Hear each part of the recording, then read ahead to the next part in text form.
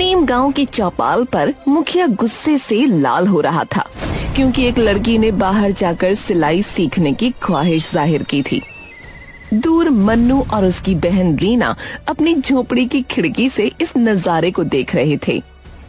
अरे अरे तेरी बेटी की हिम्मत तो देखो, हैं? शहर जाएगी है, कोर्स करेगी। अरे ये बगावत की आग कहाँ से भरी इसकी नसों में? हाँ, बिल्कुल सही, बिल्कुल सही। लड़कियां घर की दहलीज लागेंगी तो हमारी इज्जत का क्या होगा भैया? सोचो भैया रामू, गजोधर, सोचो। तू अब सजा सुन। मैं तुझे काम से निकाल रहा हूँ। अब बता कैसे चुकाएगा अपना कर्जा, बता। लड़की का पिता बेबसी से सर झुकाए रोने लगा।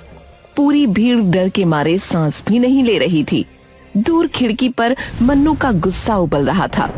देखा भैया, एक छोटे से सपने की यहाँ कितनी बड़ी कीमत चुकाई जाती है। हाँ, लेकिन मुखिया मैरिज हॉल भी तो चलाता है ना, जहाँ वो लड़कियों की शादी मुफ्त में भी कराता है।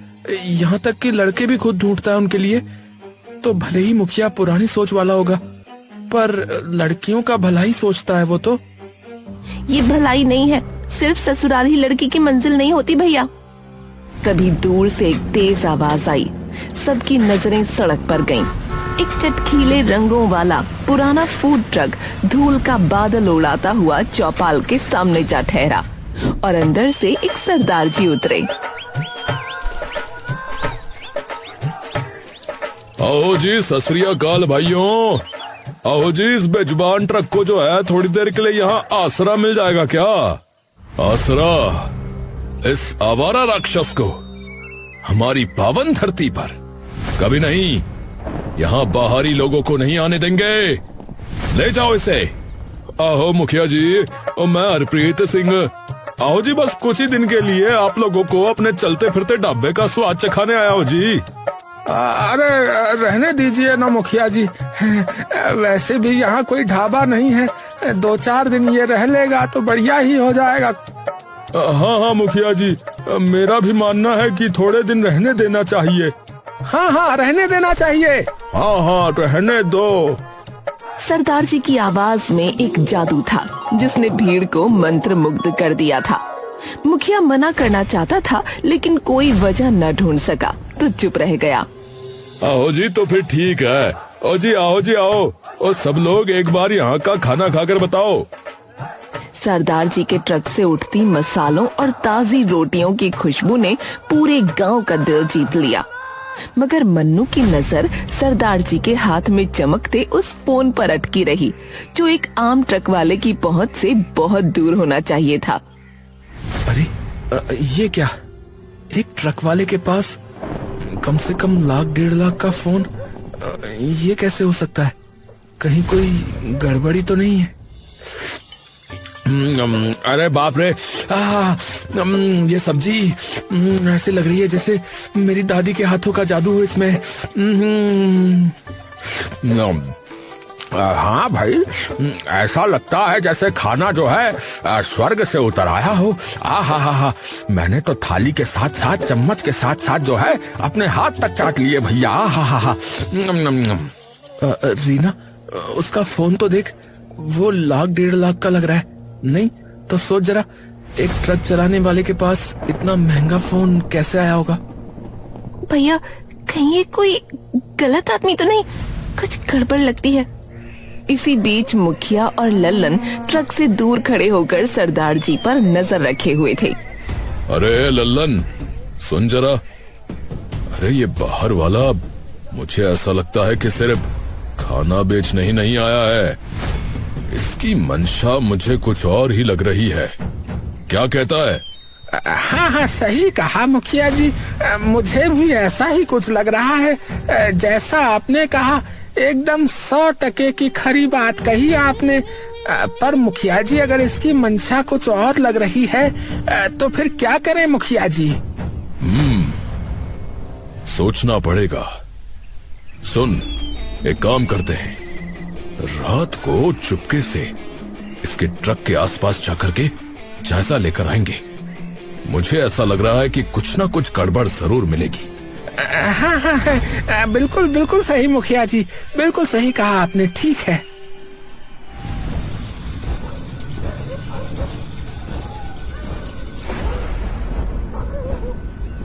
रात का अंधेरा गहरा हुआ, पूरा गांव सो चुका था।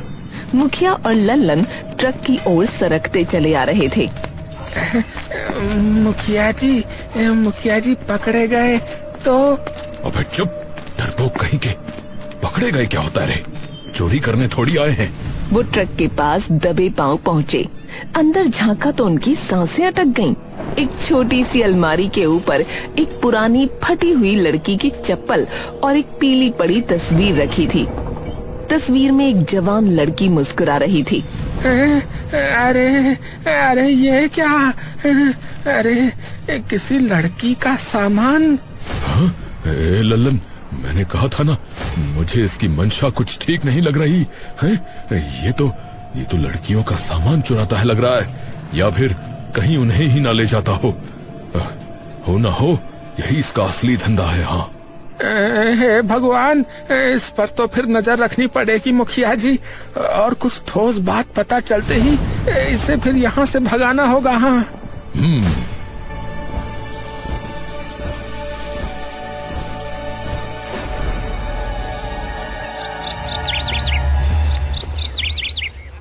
अगले दिन सरदार जी ने घोषणा की कि जो भी आदमी अपने घर की किसी महिला को साथ लाएगा उसका खाना मुफ्त।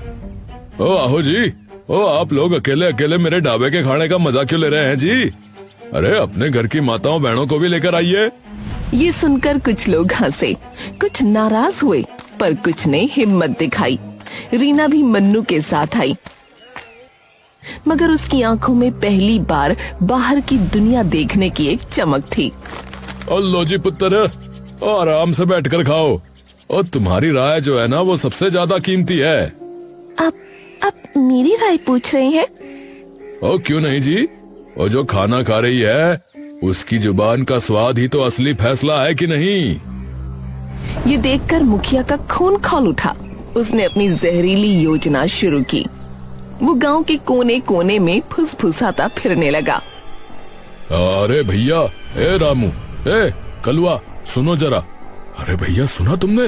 अरे कल बगल के गांव से एक लड़की गायब हो गई भैया। बिल्कुल ऐसे ही एक रंग बिरंगे ट्रक के बारे में पूछताछ हो रही है भैया। कहीं ये वही तो नहीं है?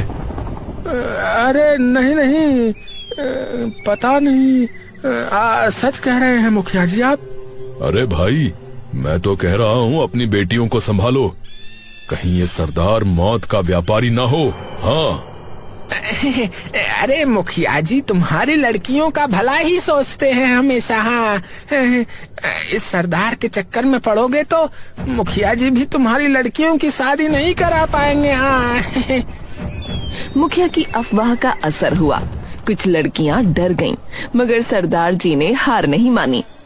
उन्होंने ऐलान किया कि अब उन्हें ट्रक पर एक साथी की जरूरत है और वो किसी लड़की को नौकरी देंगे। ये सुनते ही गांव में तूफान आ गया। क्या कहा? ये क्या सुन रहा हूँ मैं? ये तो हद ही हो गई। अब तो सीधा लड़कियों को नौकरी का लालच दे रहा है। ये सीधा हमारी संस्कृति पर हमला है। और अगर मैं ये नौकरी करना चाहूँ तो? है? क्या क्या कहा? अरे पागल हो गई है क्या? है? तेरी टांगे तोड़ दूंगा मैं। तोड़ के तो दिखाओ, वो मेरी बहन है, उसकी जो मर्जी होगी वो वही करेगी। हाँ। अरे कर ले जो करना है। कल अगर तेरी बहन गायब हो जाएगी तो रोते रहना फिर बैठकर। ये सरदार बहरूपिया है, बता रहा हूँ। हाँ। ओ आओ जी मुखिया जी। ओ जी, ये आप क्या बोल रहे हैं तुसी? अरे तेरा सच बता रहा हूँ और मैं ये बात साबित करके रहूंगा। हाँ। मन्नू को पहले से ही थोड़ा सा शक तो था और मुखिया की बातों ने उसे और शक में डाल दिया।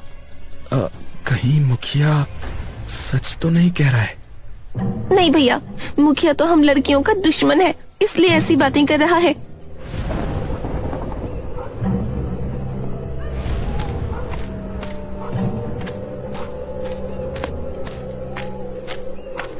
पर उस रात मन्नू चुपके से ट्रक के पास गया। उसने देखा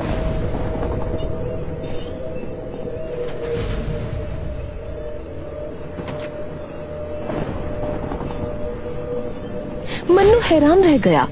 अरे ये आदमी कौन है और किसके लिए रो रहा है? और ये चप्पल और तस्वीर किसकी है?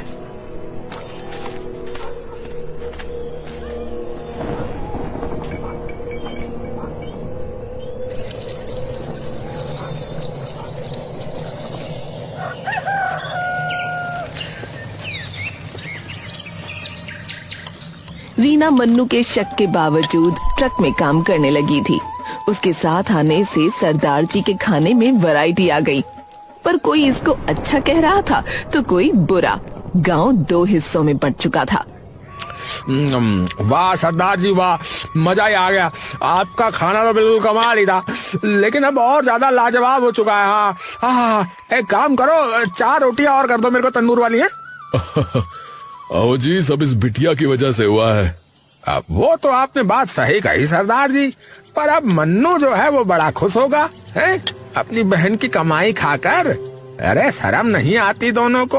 अरे भाई साहब, आप इनको छोड़िए और ये बताइए कि मुखिया जी ने आपकी बेटी की शादी कराई थी ना, तो वो कैसी है अब? वो अभी उससे जो है बात नहीं हो पा रही है। हाँ, दरअसल जो है उसके ससुराल वाले उसे विदेश लेकर गए। हाँ, बहुत अमीर परिवार है ना, इसीलिए। अच्छा जी, ऐसा है। उधर मुखिया ने अपने वार को अंजाम देने का फैसला कर लिया।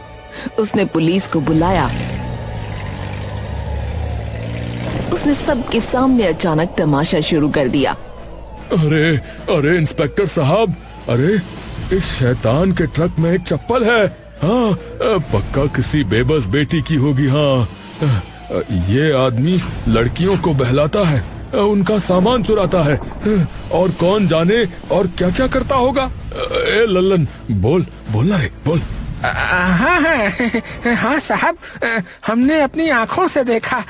रात को इसके ट्रक में यही चीज रखी थी। हाँ, इसका उद्देश्य हमारी बच्चियां हैं, तभी उनको काम देने के बहाने बहला रहा है ये। हाँ सरदार जी, कुछ बोलना चाहोगे? सरदार जी शांत खड़े रहे। उनकी नजर मुखिया पर पड़ी, जैसे उसके पूरे नाटक को वो भांप रहे हों। और वो तस्वीर और चप्पल बरामद की। ये चप्पल किसी पीड़ित की नहीं इंस्पेक्टर साहब, ये मेरी बेटी की है। बेटी की? अरे कहाँ है तुम्हारी बेटी? हैं? ये तो तुम्हारा बहाना है। अरे इंस्पेक्टर साहब, पकड़ो इसे। हैं? वो घर पर है। घर पर है? हैं? झूठ। अरे इंस्पेक्टर साहब, पकड़िए इसे। हैं? घर पर है। पुलिस ने सरदार जी को गिरफ्तार कर लिया। वो बिना एक शब्द कहे, बिना कोई विरोध किए चल दिए। पुलिस सरदार जी को ले गई और मुखिया ने जहर उगलना चालू रखा। अरे देखा ना, मैंने कहा था ना ये गड़बड़ है, तभी तो कुछ भी बोल नहीं पाया मेरे सामने। हाँ, मैंने शैतान को पकड़वा दिया, मैंने हमारे गांव, हमारी बेटियों को बचा लिया। हाँ, मुखिया जी की जय हो, मुखिया जी की जय, मुखिया जी की जय। अरे मुखिया जी बड़े अच्छे आदमी है भैया। नहीं, ये गलत है। सरदार जी बुरे नहीं हैं। अब तू भी चुप रहेगी, नहीं तो तेरा हश्र भी वैसा ही होगा। ए मन्नू, अपनी बहन को समझा ले। चलो रीना, शायद मुखिया जी सही ही कह रहे हैं।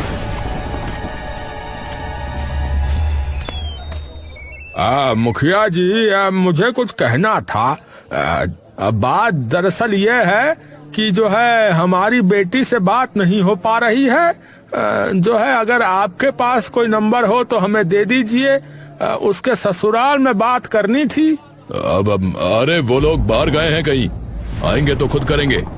आदमी कुछ न बोल सका। उधर रीना ने फैसला किया कि वो थाने जाकर सच्चाई जानेगी। उसने सरदार जी से बात करने का सोचा।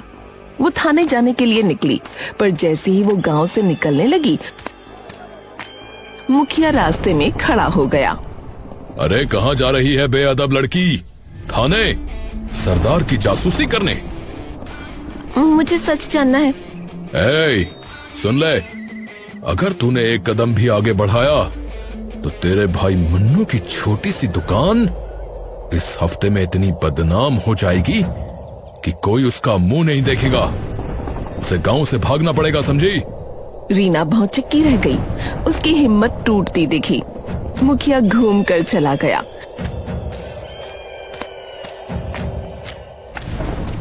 पर रीना ने हिम्मत नहीं हारी।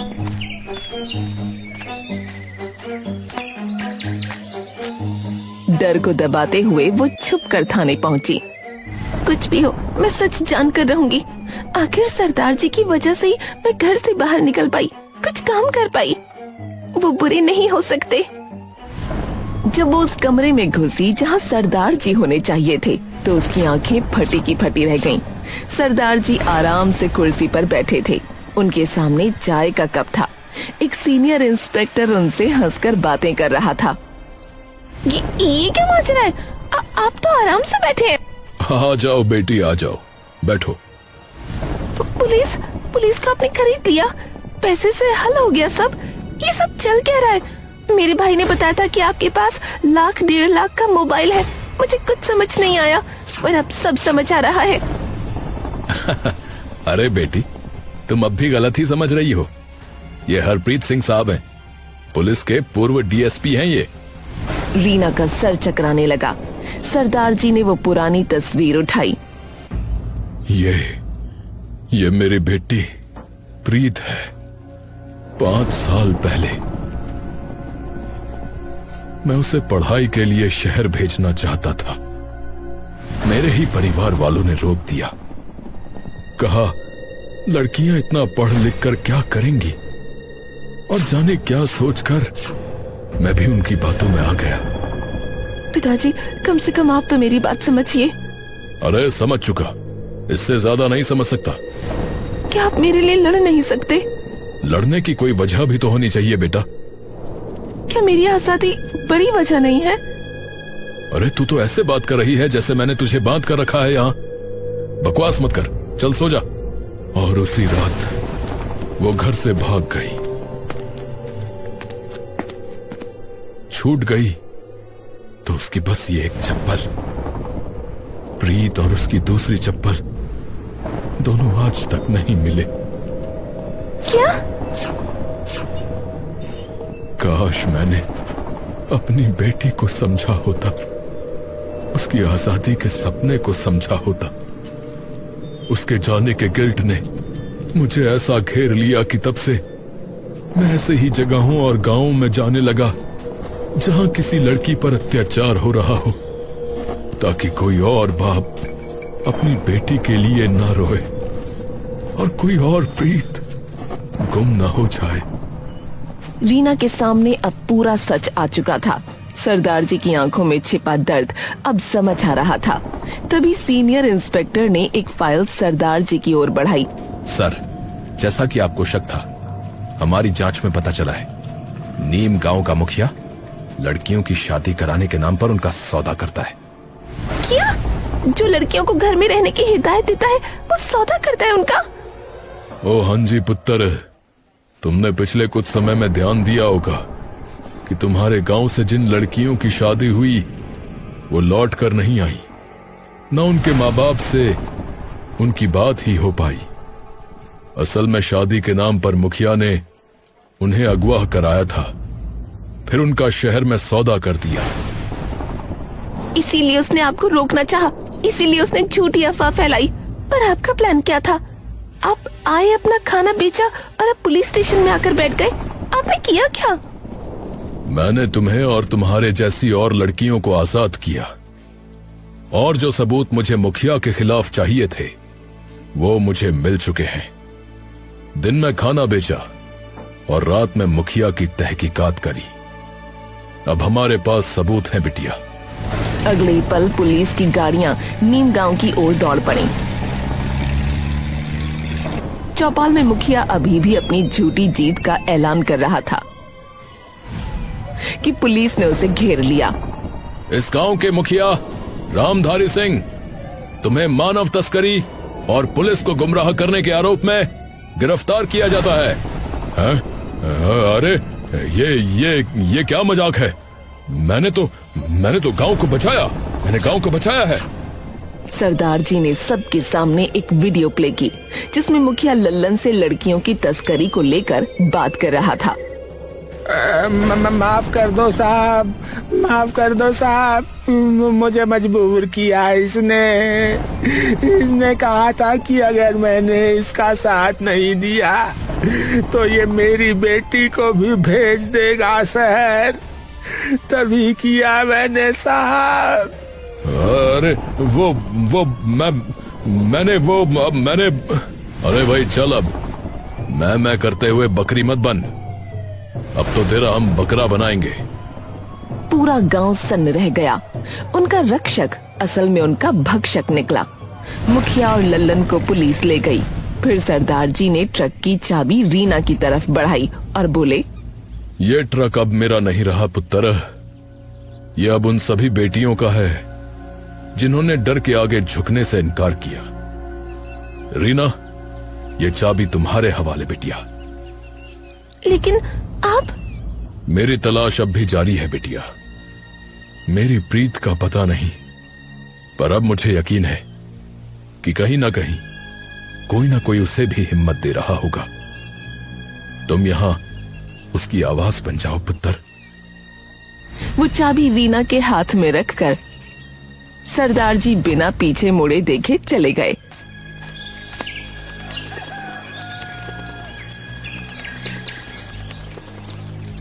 कुछ हफ्ते बाद उस ट्रक पर चमकता हुआ नया बोर्ड लगा था, नीम गांव की बेटियों का ढाबा के साथ कई लड़कियां जोश से काम कर रही थीं। मन्नू बाहर ऑर्डर ले रहा था। गांव के लोग गर्व से कतार में खड़े थे। अरे वाह बेटी, ये तो सरदार जी के स्वाद से भी ज्यादा बढ़कर है। क्योंकि अब इसमें हमारी आजादी का मसाला भी मिला है दादा। 1 महीने बाद की बात है।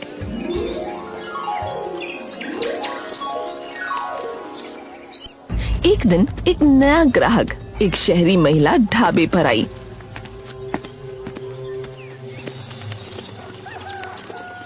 उसने रीना को एक लिफाफा दिया।